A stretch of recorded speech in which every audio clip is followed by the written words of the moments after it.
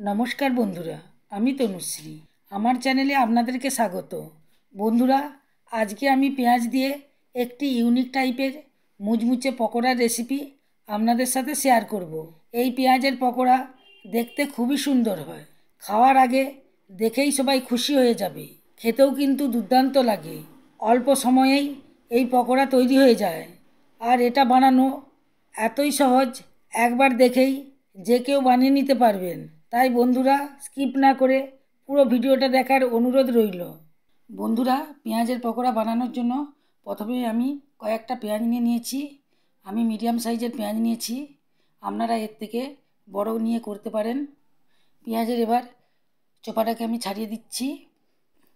পেঁয়াজটাকে পুরো ছাড়িয়ে নিয়েছি। পেঁয়াজের মাথার মধ্যে যে সরু সরু শিকড়ের মতো থাকে সেগুলিকে আমি ভালোভাবে কেটে পরিষ্কার করে দিচ্ছি।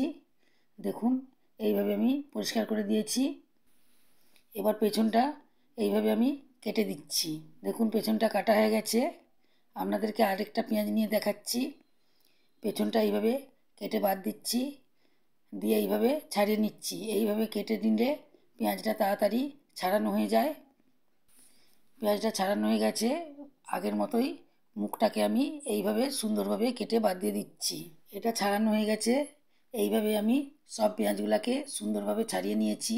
ছাড়ানোর পর পেঁয়াজগুলিকে আমি ভালোভাবে জল দিয়ে ধুয়ে নিয়েছি। তারপর একটা শুকনো কাপড় দিয়ে পেঁয়াজগুলোকে মুছে নিয়েছি। এবার পেঁয়াজটা আমি কীভাবে কাটছি আপনাদেরকে দেখাচ্ছি।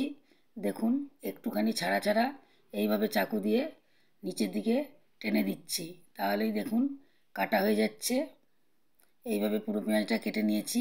এবার পেঁয়াজটাকে উল্টিয়ে এক একটা পাপড়িকে এইভাবে খুলে দিচ্ছি। দেখুন বন্ধুরা, পাপড়িগুলো খোলা হয়ে গেছে। দেখতে কত সুন্দর লাগছে। পেঁয়াজটাকে পুরো ফুলের মতো লাগছে। বন্ধুরা, আপনারা দেখতে পেলেন এটা বানানো কতটাই সহজ, কত তাড়াতাড়ি এটা বানানো হয়ে গেল। এইভাবে আমি সব পেঁয়াজগুলোকে কেটে নিয়েছি।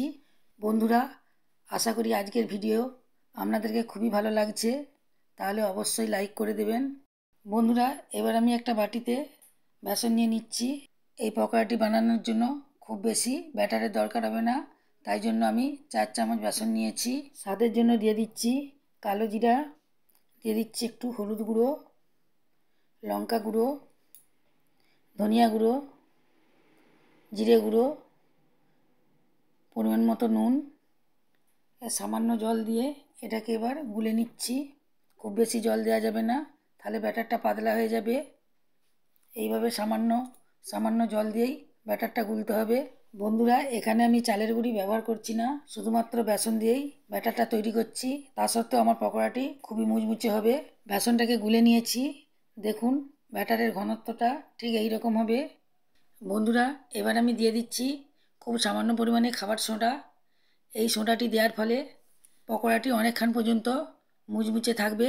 ব্যাটারটাকে আমি আরও 1 মিনিট ধরে ফেটে নিয়েছি। বন্ধুরা, এবার আমি ফুলের মতো কেটে রাখা পেঁয়াজটাকে বেসনের মধ্যে দিয়ে দিয়েছি, আর চামচে করে এর উপর ব্যাটারটাকে দিয়ে দিচ্ছি। বন্ধুরা, এখন পেঁয়াজটাকে সাইড থেকে তুললে হবে না, তাহলে পাপড়িগুলো সব জোটো হয়ে যাবে। তাই পেঁয়াজটাকে মধ্যিখান ধরে এইভাবে তুলে নিতে হবে। তেলটা আমি আগে থেকে গরম করতে বসিয়েছিলাম। পেঁয়াজটাকে এখন এভাবে ছেড়ে দিচ্ছি। দেখুন বন্ধুরা, পাপড়িগুলো জোটো হয়নি, সবগুলো খোলাই আছে। এবার সাইড থেকে আমি তেল ছিটিয়ে দিচ্ছি। বন্ধুরা, এইভাবে তেল ছিটাতে ছিটাতেই সুন্দরভাবে ভাজা হয়ে যাবে। দেখুন বন্ধুরা, সুন্দরভাবে ভাজা হয়ে গেছে। খুব সুন্দর একটা কালার চলে এসেছে। পাপড়িগুলোও খুব সুন্দর বোঝা যাচ্ছে। এবার আমি ছান্তার সাহায্যে এগুলোকে তুলে নিচ্ছি। দেখুন বন্ধুরা, দেখতে কত সুন্দর লাগছে, কতটা লোভনীয় হয়েছে, দেখলেই খেতে ইচ্ছে করবে। আমি আরেকটা ব্যাচ ছেড়ে দিচ্ছি। আগের মতো এগুলোকে ভেজে নেব। দেখুন, এগুলো ভাজা হয়ে গেছে। এগুলোকে উঠিয়ে নিচ্ছি। দেখুন, এগুলোও দেখতে কত সুন্দর লাগছে। পেঁয়াজের ফুল পকোড়াগুলি তৈরি হয়ে গেছে। এগুলিকে একটা প্লেটের মধ্যে সার্ভ করে দিয়েছি। বন্ধুরা, এই পকোড়া দেখতে এতই সুন্দর হয় যে খাওয়ার আগে এটা দেখেই সবার মন খুশিতে ভরে যাবে।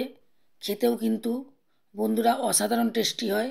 বিকেলে সসের সাথে বা চায়ের সাথে এটা পুরোপুরি জমে যাবে।